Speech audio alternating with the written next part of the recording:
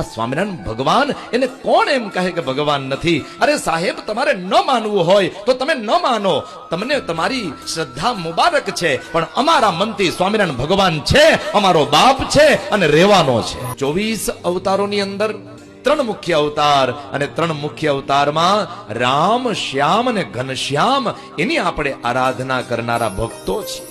ઘણા લોકો એમ કહે છે કે અમે સ્વામિનારાયણ ભગવાનને અવતાર ન માનીએ, અમે તો એને ભગવાન પણ ન માનીએ. જુઓ, એક વાત તમને વ્યાસપીઠ ઉપરથી બેઠા બેઠા બોલું અને તમને જણાવું, કોઈ આપણા ઈષ્ટદેવને ભગવાન માને કે ન માને એનાથી આપણને કોઈ મતલબ નથી, પણ આપણા માટે આપણો ઈષ્ટદેવ આપણો ભગવાન છે એ ક્યારેય જીવનમાંથી જવું ન જોઈએ. હવે તો કદાચ લોહી નીકળે, પ્રાણ જાય, પણ સ્વામિનારાયણ ભગવાન છે અને રહેવાનો ઈ કોઈ દી મટે નહીં.